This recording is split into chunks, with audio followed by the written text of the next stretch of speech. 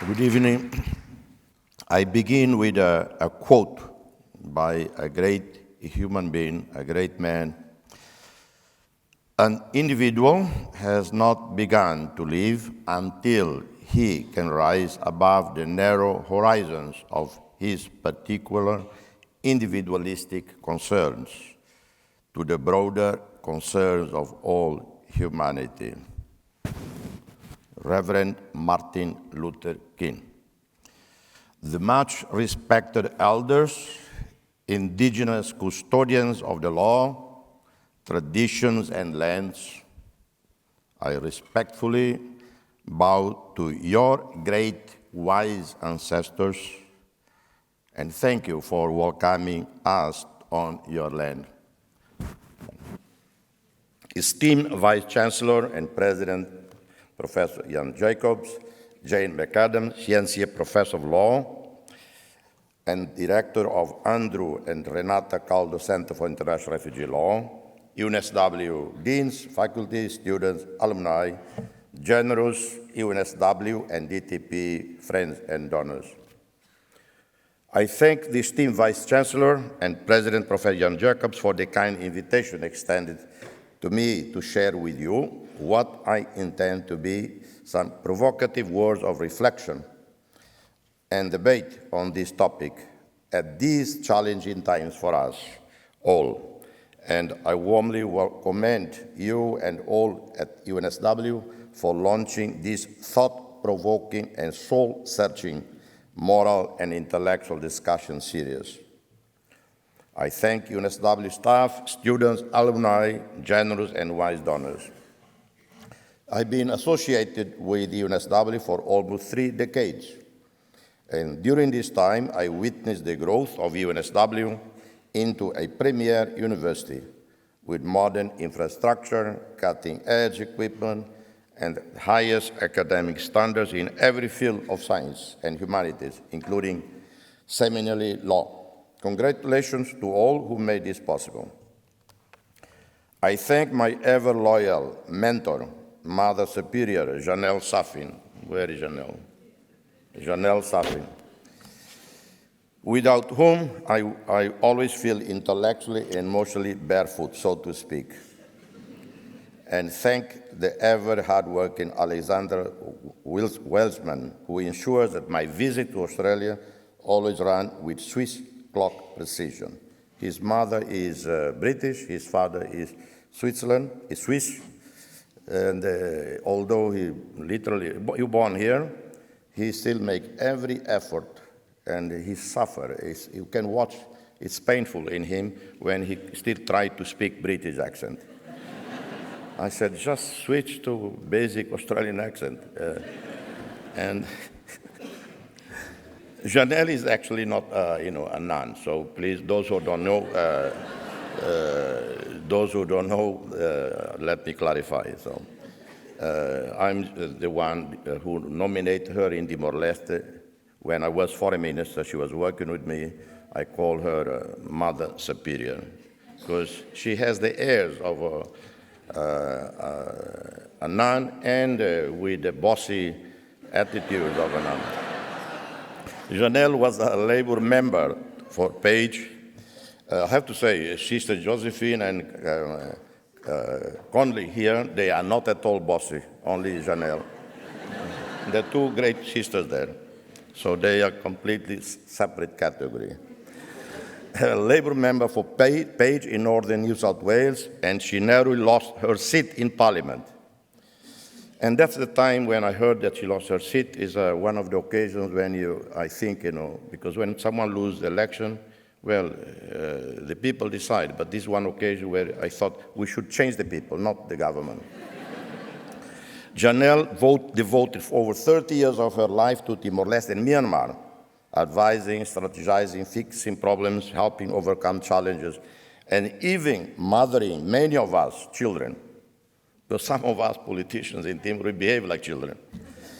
Petite, as you can appreciate up close, but respected and feared by all in our often sleepy and obstructive bureaucracy.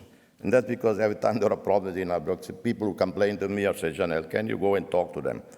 and they were quickly, knowing Janelle is coming, better fix it now than having to put up with Janelle.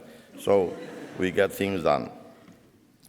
I acknowledge the presence of Madame Stella Ferreira, Goodwill Ambassador of Timor-Leste, and her husband, Fernando Ferreira. They are from Portugal, have been here for decades. Fernando came here in 1970, Stella in 1999. They are among the immigrants, they are among the builders of this country. Fernando, like most immigrants or refugees, arrive only with small change in his pocket. Their firms today employ over 600 people, and they all pay taxes. Estelle and Fernando are also generous philanthropists, having donated several $100,000 of their own money to two major humanitarian and educational projects in Timor-Leste: an orphanage in Bahia built from scratch, where she and her friends have built a new building, and helping a great Franciscan friar, Friar Felipe in La Leia.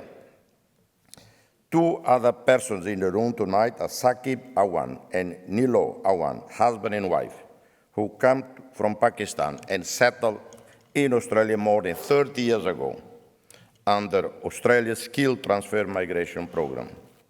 In 2000, Saqib and his family moved to Timor-Leste, having sold their assets and successful export award-winning business in Darwin to develop business in Timor-Leste. They employ over 200 Timorese for now 15 years. Here with us also is someone from UNSW, I found out the other day when we communicated. Wilson da Silva, Portuguese, Brazilian, more than 30 years in Australia, great science writer. When he was with one of the science magazines, I began to like science, astronomy, because of his fantastic writing on science. And more important, he is the father of my best friend in Sydney. And I told him by Facebook message, bring her. I hope she's here. 4-year-old April, she's 4-year-old.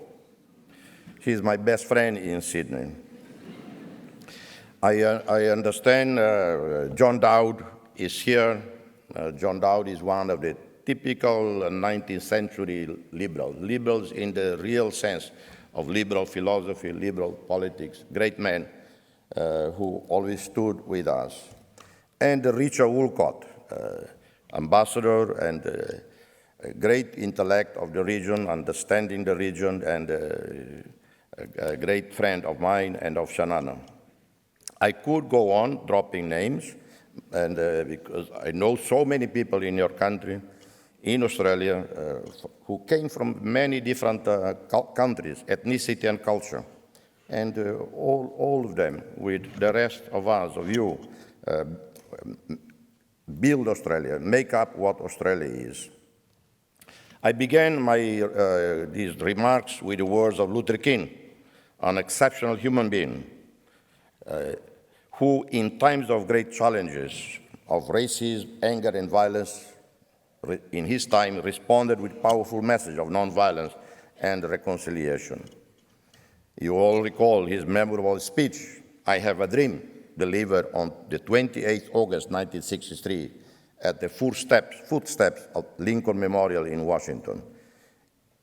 His words entered towns and homes across the U.S., visiting and touching the most hardened of hearts, inspiring tens of millions of blacks and whites, Asian and Chicanos, Republicans and Democrats, propelling them into action. And together they realized a part of the dreams of emancipation of the then called Negro men and women.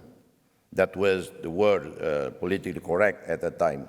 Martin Luther King used it, Robert Kennedy used this word.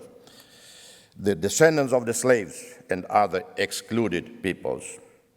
Through the power of nonviolence, reconciliation, and compassion, Reverend King contributed to breaking centuries of the chains of slavery and racism and secure rights that had never before been recognized.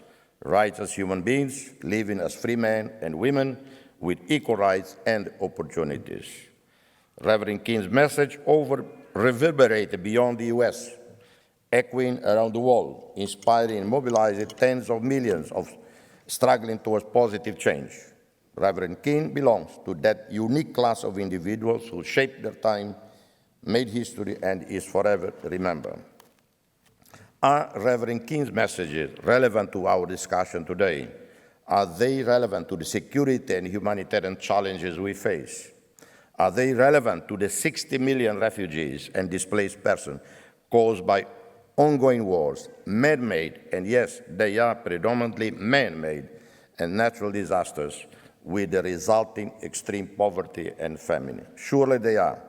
In these dangerous times, the world is lacking in moral leadership, wisdom, and compassion, in a leadership that would guide us to the promised land, in a world littered with mines and swamps of human depravity.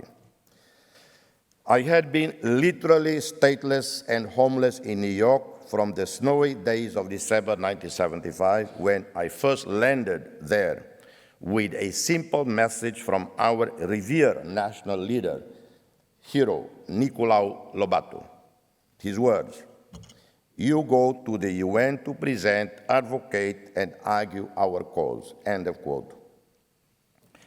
I did manage not only reach New York, but then address the UN Security Council at a very young, romantic, inexperienced age.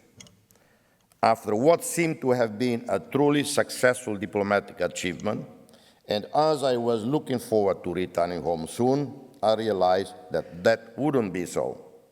The supposedly binding Security Council unanimous resolution calling on Indonesia to withdraw its military forces from East Timor without delay, quote unquote, was not intended to be taken seriously.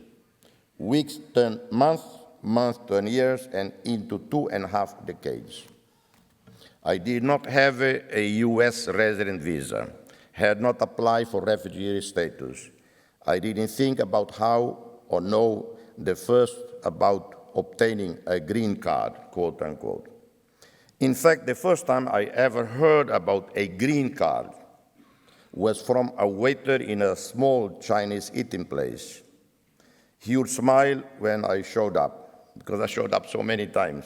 I was a good client. One day when the place was empty, he asked me where I was from. I say, "I'm from East Timor." He looks at me curious and exclaims, "You are Eskimo." I not met Eskimo. Well, me either. I never met one before, I explain. I repeat more slowly that I am from East Timor. Then he said, now I hear you. You from Istanbul. Did you see Midnight Express? Midnight Express was in cinemas in New York at the time, and I ended up going to see the film as my friend recommended. Between my heavy accent, and as you can see, I don't try to speak either American, British, or Australian like Alexander. So I have the same accent before. Between my heavy accent and his unintelligible English, we managed to communicate over many takeaway orders of lice. Fly lice. That's how he would tell me, fly lice. And of course, he brings the fried rice, so I understand what he meant. It's fried rice, actually, not fly lice.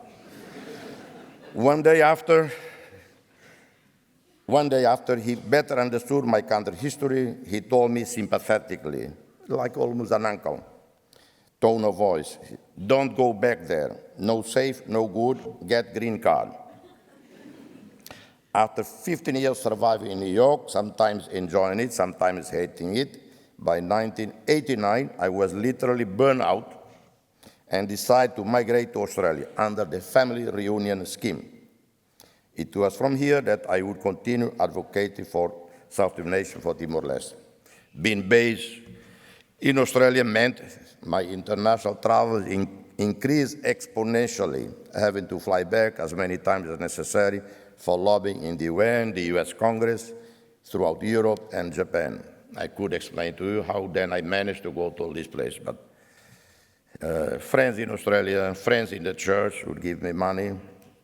But after 91, following the Santa Cruz massacre, the Portuguese government in Lisbon decided we must support the Timorese efforts in diplomatic struggle. We must facilitate their travel. So the Portuguese government would help in my travels everywhere. The application process to migrate to Australia was a straightforward one, tedious, yes, but not unreasonable at all. From the moment I lodged my application papers, it took roughly 1 year before I was granted permanent resident status, and thus began my association with UNSW. Now almost 3 decades old, it was soon after I arrived here in Sydney at the end of 1989 that Professor Garth Nethine, unable to be here for health reasons, John S. Scott Murphy of the EVAT Foundation, and I established the Diplomacy Training Program, or DTP as it is called. UNSW Law Faculty agreed to lend their name and space to this innovative concept of imparting knowledge in international human rights values and norms and their practical application in the field.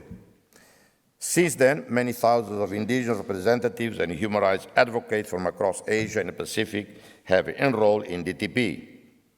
In this regard, I acknowledge and thank Patrick Earl, who is a genuine British, not like Alexander, who tirelessly and diligently has steered the diplomacy training program for the last 10 years. I thank Emeritus Professor Paul Redman. I thank you for being always so gracious and supportive and being here tonight. Ladies and gentlemen, we are living in extremely challenging and dangerous times in a world that is changing fast and not for the better. We are witnesses to these man-made tragedies. We can be actors or agents of change for the better, if not globally or regionally, if not nationally, locally. Let's try to be agents of positive change locally, in our own communities, or in communities of the forgotten, the poor, the unwanted. But there are many who chose to be bystanders, partly because of the economic and financial crisis that originated in Washington during President George W. Bush's 8 years of spending spree and deficit ballooning, partly because of donors' fatigue or selfishness. Private, personal, social, and humanitarian contributions have decreased dramatically. In some instances, they have completely stopped. OECD countries have drastically reduced their ODA, overseas development contributions. Sweden and Norway are the only two countries that have kept their level of development aid corresponding to 1% of their GDP. The UK, under David Cameron, former Prime Minister, was the only G7 country of the industrialized countries that increased its ODA in the midst of the financial crisis to 0.7%. Remarkable. Completely new development under David Cameron, conservative Prime Minister. To 0.7, can you imagine 0.7% of British GDP? It's not Norwegian 1% or Sweden 1%, it's UK. We hope under Theresa May this will continue. Every single traditional donor country has introduced drastic cuts in ODA, Australia leading the pack by far in aid cuts. We are living witnesses of a massive dislocation of peoples without precedent in modern history. The millions of unwanted and unwelcome, les damnés de la terre, the wretch of the earth. You probably have heard Frantz Fanon, great classic of 40 years ago, 50 years ago. Barely surviving on the periphery, at the edges and the shadows of the affluent and ostentatious minority of humanity, are inching themselves into the midst of the wealthy few, changing the demographics of the countries of the rich north. The old Europe that colonized much of the world emerged from Second World War destroyed, quickly rebuilt, prospered and reconciled. has done much for the rest of the world, being the single largest provider of development assistance to countries of the poorer South. It is undergoing tectonic changes with extremist right-wing ideologies reminiscent of the 30s, inciting divisions on ethnic, skin color, and religious basis, causing a spiral of racially motivated violence in many European cities, and the possible breakup of the world's most successful regional integration, the European Union. British demagogues of the likes of Mr. Farage, who has the manners and speech of a discredited second-hand car dealer. Sorry, no offense to any second-hand car dealer here. I have mostly bought second, third, 10th old cars. Like I have a Minimo bought in Perth for $3,000. Obviously, it has to be from a second-hand car dealer. So no offense to all of them, just to Mr. Farage. Lied enough and convincingly, so to speak, caused the Brexit, and with it a weakened Europe and a much weakened England. But some good news out of Europe, more precisely out of Paris. Marine Le Pen, the right-wing presidential candidate, was sent away by the electorate to manage a boulangerie. And she can be good at it, doing baguette for all of us. Ladies and gentlemen, my forecast on French election posted on my Facebook page on 25th April proved right. Let me share with you what I wrote then. And I quote, "The French electorate is more educated and more open-minded than the American. The French will not, and in capital, the not is in capital, will not elect Marine Le Pen, President of the French Republic. If, in the extremely unlikely scenario of a Le Pen victory, violence would inevitably spiral in France. I'm referring to rightist-inspired violence against Jewish, Muslims, Africans, and Asians. ISIS would rejoice and escalate attacks in France and against French interests and the symbols elsewhere. Mrs. Le Pen has stated she would pull France out of the EU. France would be under siege, isolated, and severely weakened. A weakened and discredited France and Europe is a nightmare scenario." I continue. "I'm sure the French electorate, which is very informed and more sophisticated than the average American, will vote the moderate, centrist, and decent Emmanuel Macron over the demagogue, xenophobic, racist, and dangerous Marine Le Pen and her National Front." End of quote. And the French didn't disappoint my trust in them, although I failed in some other predictions in the previous election in the largest power of the world. The moral of my retelling this story here is that if you wish to be better informed and thus be able to make better decisions in your life, including how to vote here in Australia, follow me on my Facebook page.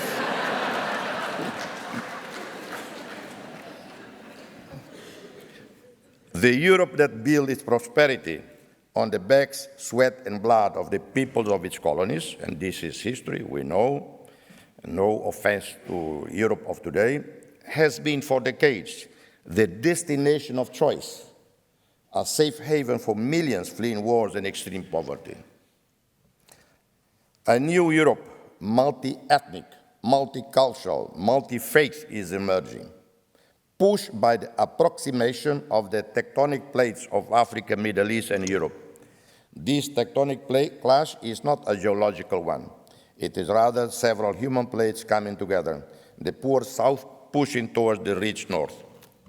Whether this new Europe will be peaceful and embracing of all, living in peace, harmony, and prosperity, depends only on Europeans of today, of different ethnic extractions and beliefs, and whether they have the wisdom and courage to prepare the new future Europe, sharing their common fate. It will be a test of the quality of leadership, political wisdom, and a measure of the strength of the values of solidarity and justice that are the foundation of modern Europe. It is a test for all in Europe, Christians and other faiths, how they will jointly manage this first fast change in demography. And on them all depend a rejuvenated and vibrant Europe, or a Europe mired in racial, religious, social, and political sectarianism, and hatred. This 21st century mass exodus of people could have been prevented if the richer North that recovered from the devastation of World War II, thanks to the visionary men and women in the US who conceived and implemented the Marshall Plan for Europe, had gathered the same vision, political will, and resources, and conceived 50 years ago a Marshall Plan for education and health, sustainable rural development, water and food security for Africa and Asia. I could elaborate more on what went wrong with much of the foreign aid that failed to lift people out of poverty and chronic instability, but this is reserved for another time and another forum. For now, I must only add that failures, and there were many, are to be shared by both ends, providers of the aid and receivers. It would be unfair and hypocritical to assign blame to just one party in the donor-recipient equation. Weapons-producing countries are also to blame for the spiraling of the violence across much of the world. Because of them, with their greed and their irresponsibility, we are harvesting the violence they inflame with the technology of death they produce and profit from. Rival neighbors in the Middle East, the Gulf region, parts of Asia and Africa, out of fear or desire for aggrandizement, acquire even more sophisticated weaponry, including fighter jets, where they don't even have airspace to practice flying.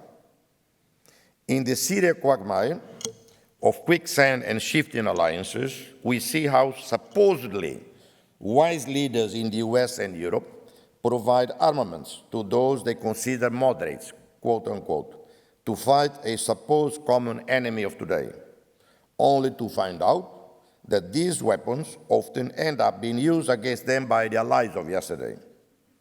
This has been going on at least as far back as the first of the many Afghan wars. We all know the consequence of a nuclear war, the certain decimation of human civilization as we know it.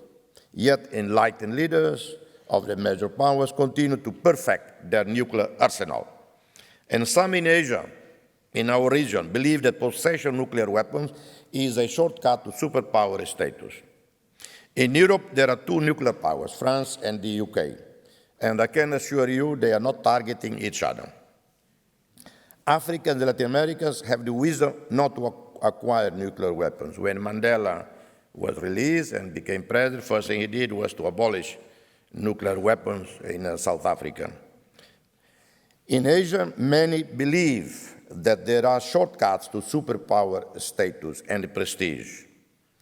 One does not have to resolve the tragic realities of extreme poverty, of millions of people without access to clean water, sanitation, basic education. All that is required is to assemble some scientists, take money away from education, health and agriculture and food security, and put it in the development of nuclear weapons. And we have the DPRK, North Korea, that targets everybody else, its near neighbors and its imagined distant enemies. I think we in Timor-Leste are among the lucky few safe from Kim Jong-un's long-range missiles, only because being so small, the North Korean unreliable missiles would miss us anyway. Fortunately, ASEAN leaders have shown greater wisdom in rejecting nuclear weapons and have maintained Southeast Asia's nuclear-free zone. Ladies and gentlemen, this country of yours, sometimes called the lucky country or down under, in modern times populated by the poor of Europe, by the tens of thousands who are rightly or wrongfully convicted by the courts of England and deported here, is not immune from the social and political tectonic movement taking place elsewhere.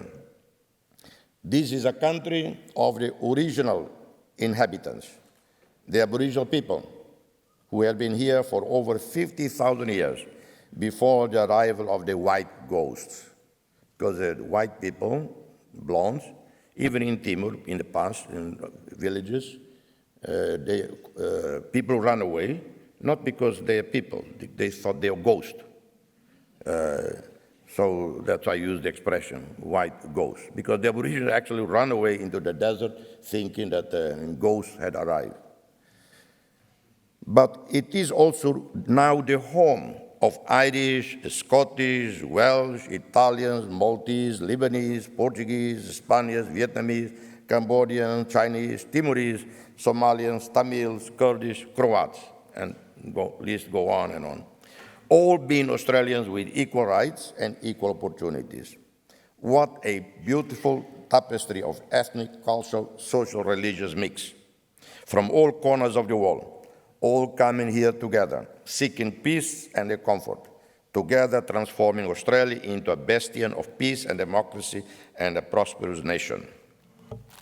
From the first batch of alien arrivals on Australian shores in the 18th century till the Second World War, almost all came fleeing deprivations in their home countries. They fled justice or were simply victims of England's ambitions to expand size and importance of the little island that sometimes desire to be European, sometimes feel the urge to affirm its separateness. I ventured into Australia for the first time in the early 70s when a younger brother, with a younger brother, Arsenio, crisscrossing this vast continent from Darwin to Sydney, hitchhiking, we took a bus, and occasionally lifted by someone. My observation that in 71, 72, when I first came, was that Australia was far less accommodating of non-Anglos. Even the proud Greeks emanating from the cradle of civilization were not seen as good enough to be here. Maybe it has to do with their suntan complexion and thick mustaches. Chinese and Indians were even less welcome. Cuisine in the mainly Anglo-citizen town were as bad as it was in England. And in England, the food improved only because of the Indians, the Pakistanis, the South Indians, because British cuisine as such. The only food that is worse than the British is the Finnish cuisine and the Dutch cuisine. And my brother and I didn't speak much English and didn't have much money, so we ate mostly fish and chips in brown bags. So it was our fault. We couldn't go to the best restaurants, so we blamed the Australians for their bad food. Later in the 70s, as hundreds of thousands of Vietnamese fled their country, many came to Australia. I recall what a charming, talkative Sydney Greek taxi driver told me while he was driving and kept looking back to me talking. And I was a bit nervous. And he said, they used not to like the Greeks. They mean the whites, the Anglos. Now they don't like the Vietnamese. So they forgot about the Greeks. We are now okay. And he laughed, as Greeks and Mediterranean people know how to laugh. Some 20 years ago, in one of my many visits to Melbourne, I met the then newly elected mayor, a relatively young gentleman of obvious Chinese origin who spoke English with a heavy Chinese accent. John Shaw was Melbourne's first directly elected mayor, originating from the Tiananmen generation, having managed to flee and reaching the safety of Australian shores. Some 20 years earlier, John Shaw would not be recruited even to a modest office job anywhere in Australia, let alone being elected mayor. When we left his office, I thought to myself, how much this country has changed for the better, how it has become more open and enlightened.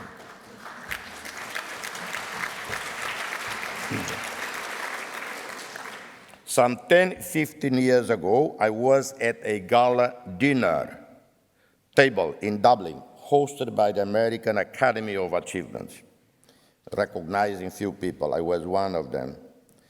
And I was on a round table with few other guests. To my right was a charming gentleman. And naturally, I asked him, I always ask these questions. I sometimes feel like I should be working in immigration because I ask people questions all the time. I asked first, where are you from? He answered, I'm from Australia. I asked again, what do you do? He answered, I'm a businessman. What kind of business? It's like you arrive in the Sydney airport, they might ask you. He probably thought, this guy, is he an immigration officer? He answered always quietly, politely. He said, I own the Westfield. I was familiar with the Westfield Mall in Liverpool, where I lived for a while, and it was a favorite hangout of my mother, Donna Natalina, and many Timorese living in the area. They all go to Westfield, Liverpool. Most of them partly has to do with air conditioning there. Like an Australian immigration officer asking many questions of visitors, I ask again, you mean you own the Liverpool Westfield shopping mall? The gentleman answered, smiling, yes, I own that one, and all the others around Australia, UK, and US. And again I said, you must be rich.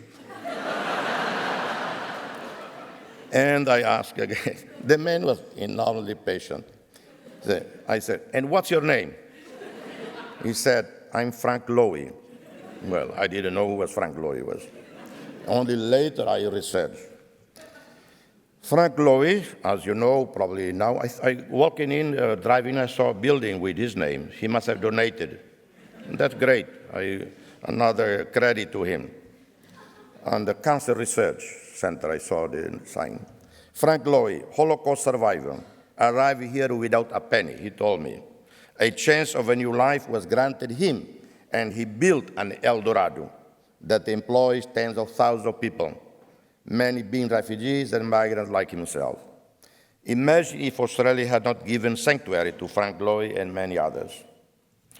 Following the outbreak of civil war in August 1975, several hundred Timorese and Portuguese citizens were evacuated by ship to Darwin. We could say they were some of the first boat people, before the Vietnamese, to reach Australia. I want to share with you that one of those Timorese boat people was a child in one of those boats, happened to be now the MP for Catherine in Northern Territory Parliament. She is also my niece, and my family are, of course, quite proud of her. Her name is Sandra Nelson, and I did go to Darwin supporting her, and I say, you know, only the Australians tolerate that. I'm a foreigner, public figure. I go to their country, get involved in their politics. And if I did that in the US, they'd kick me out right away. If I did it in France, they'd kick me. In this regard, the Australians are really very casual about this. But then I told the Australian ambassador in Delhi, I think partly also because in Canberra, you don't care about Northern Territory anyway. It does exist to you people.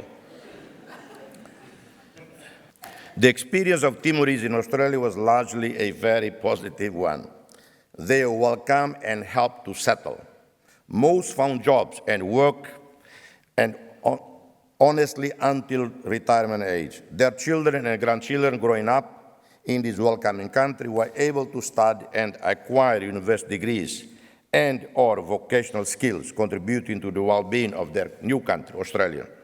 And some have had the good fortune of going back to serve in their country after 1999. Let me share with you excerpts of a profile series made by a good friend in California. She actually helped me with my Facebook, my website. She designed, she advised. She also my media liaison in LA. Mary Wall, she did it for NASA. The women at NASA's Jet Propulsion Lab site profiles 15 women at the forefront of space exploration. The site was built to inspire young girls to go into science, technology, engineering, and math. It tells the stories of how these women came to JPL, the NASA Jet Propulsion Lab, what they are working on, and what their advice would be to young girls who want to work in science. Or to use JPL motto, young girls anywhere in the world who dare mighty things.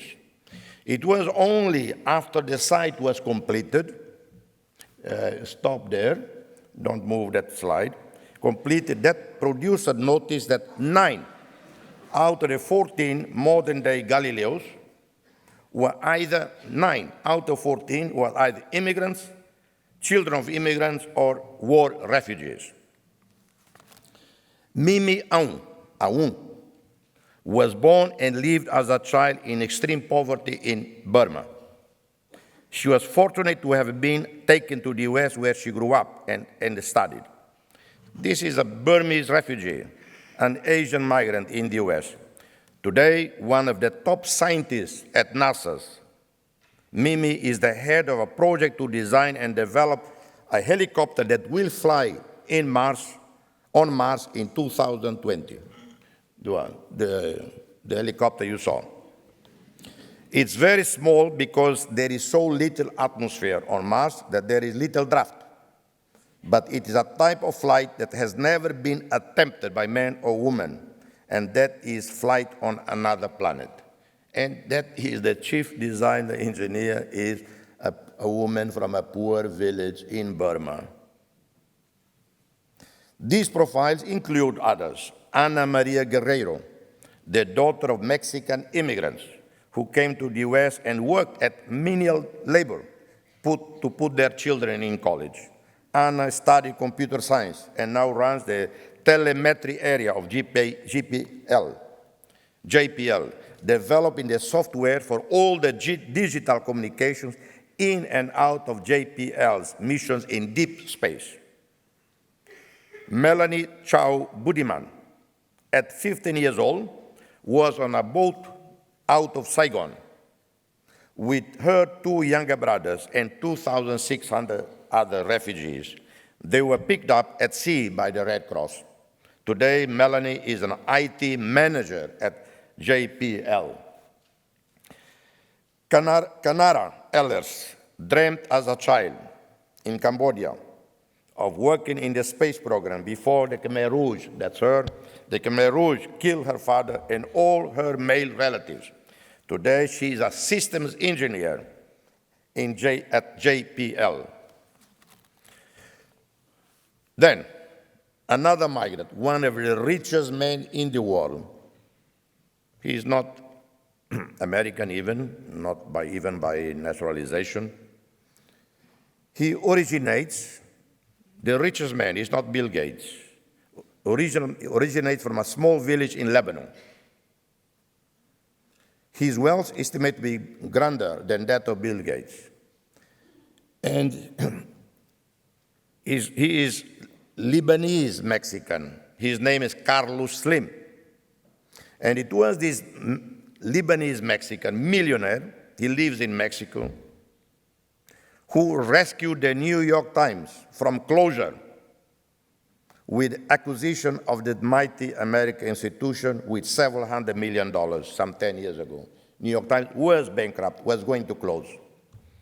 And it is a Lebanese Mexican who bought it and rescued the mightiest daily newspaper in the US. In my life journey, I was blessed to have met in Australia, Asia, Europe, the US, and Latin America, countless individuals from all over the world with similar stories, as fellow human beings searching for a better life and succeeding. Not all will turn out to own shopping malls. or to be NASA scientists, Hollywood stars. Some became Hollywood stars, as you know, or sport heroes. Many are doctors, academics, journalists, engineers, architects. Many own modest takeaways, food outlets, churning out kebabs during busy lunchtime. You see them near the UN in New York or in the streets in Sydney. The Sikhs in Manhattan dominate the yellow cab fleets. Indians dominate the IT space with their genius. Bangladeshis, Filipinos, Mexicans, Honduras, Algerians, Tunisians, Moroccans, Malians, Togolese. I say in French because I couldn't figure out the people from Togo, how you call them in English. Togolese, I was in doubt, so I'm more certain it's Togolese. From Togo. Tens of millions of people are working in any given day, anywhere in the richer countries, keeping commerce, high-tech, automobile industries running, and making sure that at fruit picking season, millions of cartons of fruit destined for overseas markets are all ready for shipment. They also look after the children of the busy middle classes and the rich. If you travel across the US, as I have done, and I would bet I have been to more US states, cities, and towns than any American or any living person. You would be surprised to see people from so many regions of the world in management, banking, industry, aviation, medicine, major businesses, etc. But the third world no longer only supplies cheap labor, like maids, bricklayers, cleaners. We still supply this category of much-needed workers, and also supplying medical doctors, IT exiles, designers, aircraft engineers, 747 pilots, summa cum laude academics, etc. It is similar in Sydney, which has become a regional financial center. Not all will succeed. Some born or grown up in their parents' adopted countries never adapted. Some suffer abuse, discrimination, grew up angry, easy prey of unscrupulous elements, and began to experiment drugs and alcohol. Some others are lured, in particular mosques, via social media, into extremism and violence. Modern Europe, particularly post-World War II Europe, living in peace and prosperity, has been a region of destination, of dream and utopia, of hope and promise for millions from the impoverished colonies. I want to highlight now how labor migration can contribute to the development of a developing country and to the already developed country, using my own country as the example. Labor migration has the real potential to drive national development in Timor-Leste, if properly supported and harnessed by the state to ensure protection of Timorese abroad and helping to ensure funds sent home are put to good use. As foreign minister in 2002-2006, I began to explore the possibility of the Republic of Korea, with the Republic of Korea, a labor program. After some years, we began to send the first batch of Timorese to work in Korea. I would go to the airport personally to bid farewell and say words of advice to the first group of departing young Timorese workers. We now have about 2,000 Timorese working in Korea. Each of them make about $2,000 a month, 3 meals and accommodation. And they send the vast majority of the money home to their families. And the Korean government has allocated to Timor-Leste a quota of 10,000 workers for work in Korea. Back then, as foreign minister, I attempted to explore a similar program with Australia. I wrote to and spoke with the then foreign minister Dowd. I wrote to the no-nonsense Minister of Immigration, Amanda Van Stone, to have a young Timorese doing seasonal work in Australia and talk to anybody who would listen. A friend of mine in Australia with sense of humor, I didn't know who was Amanda Van Stone is.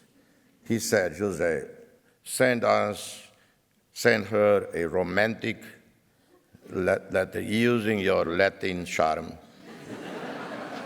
Seduce her. And, well, she responded, very matter of fact, really nonsense. My attempts at digging back my Latin charm didn't work. So we didn't go anywhere. It took years of further lobbying in Australia by Australian employers for a limited number of guest workers from Timor-Leste now finally allowed to Australia.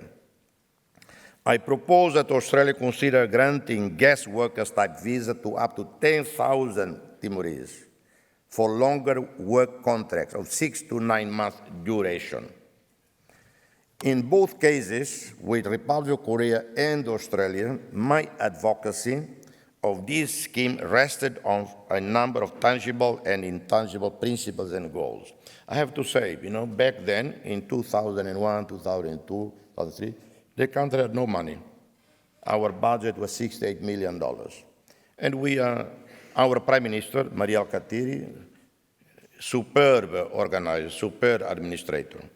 But we are just beginning, and really, there were no written plans. So the idea of talking to the Koreans was my own.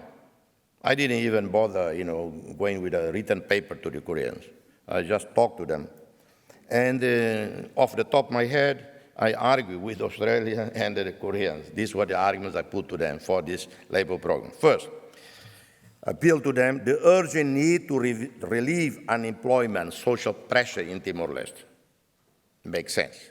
So you don't need to have a PhD on this. Generate income for the families back home with remittances, which in turn would improve the lives of many Timorese extended families. 3, the work experience abroad would transform our youth, acquiring new skills and work habits, discipline and hard work. I would tell when I would go to the airport to see them off going to Korea, I would tell them, the Koreans, they actually work. They are not like us pretending to work. So, and behave on you depends whether the rest will follow. Through them, we would develop further people-to-people relationships. I have to say, the experience with Korea has been fantastic. I tell you one story that really tells a lot about this. A Timorese couple, young couple, they went to work in a remote, isolated agricultural area, living with a Korean couple. They are so isolated, they fled after a while to Seoul. The couple went to Seoul looking for them and convinced them to return. So they were treated like their children. And it has been successful. The Koreans, so we have now in Delhi Korean language schools. And our people, I have to say, are the most polyglot in the world. Australians, I think you Australians speak one language, English, and not even the real original English. Americans even worse. And the French, the same, they speak French and nothing else. The Nordics speak more languages. The Italians, zero language besides Italian. And I know from experience, going to Italy many times. A Timorese, I know many Timorese, 6, 7 languages. A Timorese priest, Jesuit, 2 PhDs, joint PhDs, obtained from Sorbonne, the best French university, the Harvard of France, and a German university. The PhD was examined by a mixed jury, French and German, at Sorbonne, on an obscure German philosopher of 17th century. I don't even know. He gave me the book in German. Obviously, I never read, but I know 17th century. He passed summa cum laude. And you know how many languages he speaks? 16 languages. Father João Inocêncio. A Timorese normally can speak 4 or 5 languages. I was surprised. how our students going to Cuba to study medicine, before they wouldn't speak a word of Portuguese. If you speak Portuguese, easier to understand Spanish. You can understand 80% of Spanish. The Spaniards, no, they don't understand Portuguese, which for the Portuguese prove that the Portuguese are smarter than the Spaniards. And Timorese, they learn, I met many Timorese students who learn Spanish in 3 months. They learn Mandarin, going to China to study in China, in 6 months. Kevin Rudd is a fluent Mandarin speaker. It took him 5 years to learn Mandarin, to be a scholar. Our Timorese students, 6 months, 1 year, they are ready to join university. They speak Korean, very easy, 3-6 months they speak it. Tagalog when they go to Philippines, because they have students going to the Philippines. The host countries get additional, so another advantage.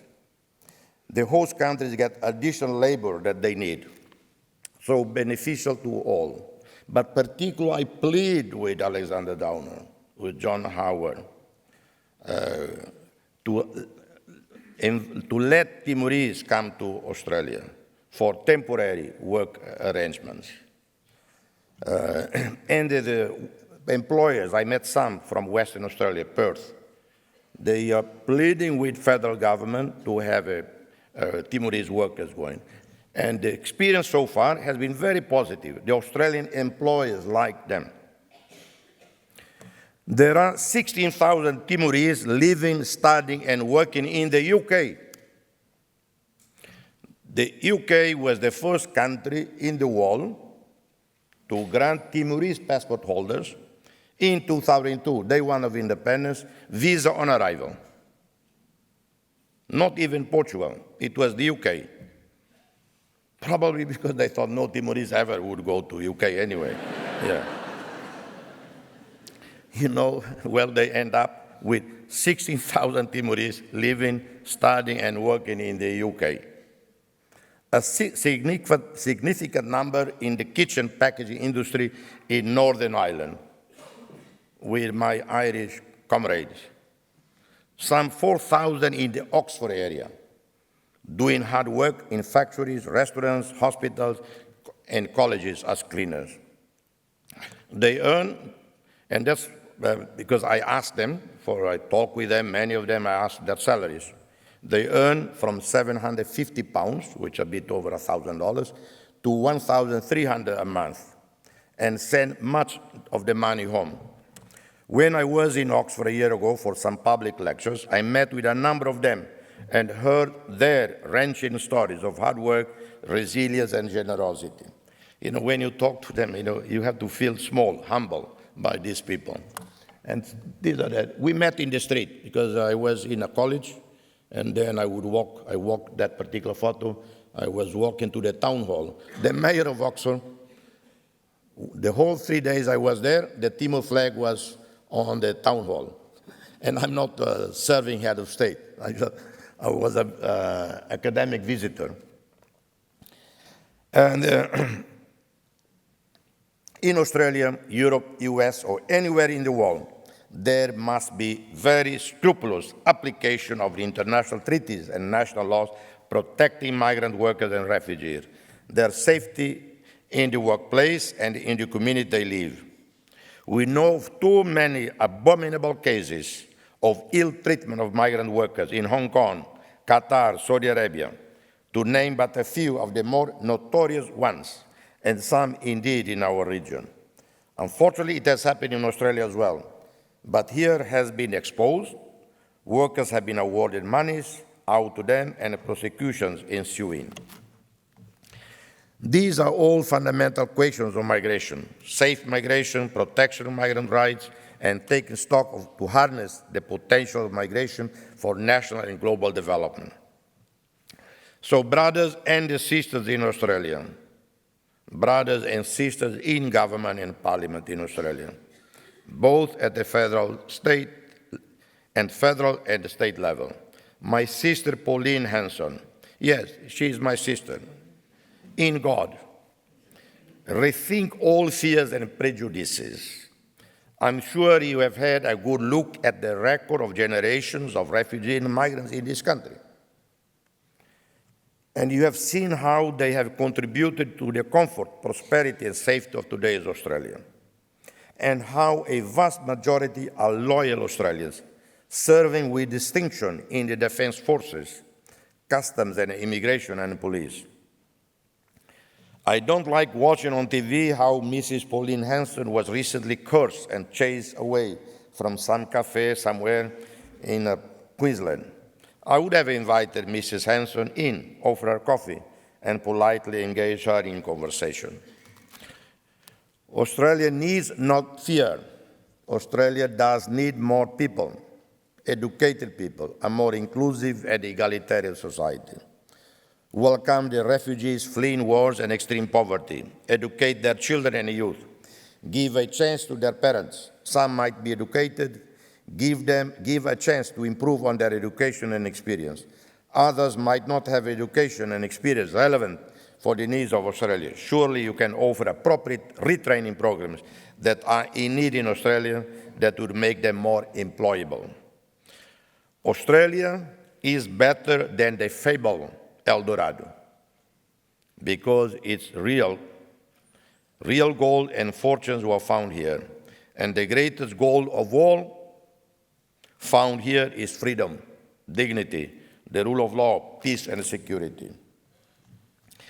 You live, ladies and gentlemen, dear friends, you live in a privileged, affluent country, an increasingly more open and tolerant one. Australia has changed for the better, much better. Much has to change further to be an abode of safety and peace for all its people, for the poor and the unwanted, fleeing wars and deprivation. Ladies and gentlemen, you are all in my daily prayers to the Almighty and the Merciful, the wisest of all, and I plead with Him to bless you all with bountiful health and endless wisdom. I thank you.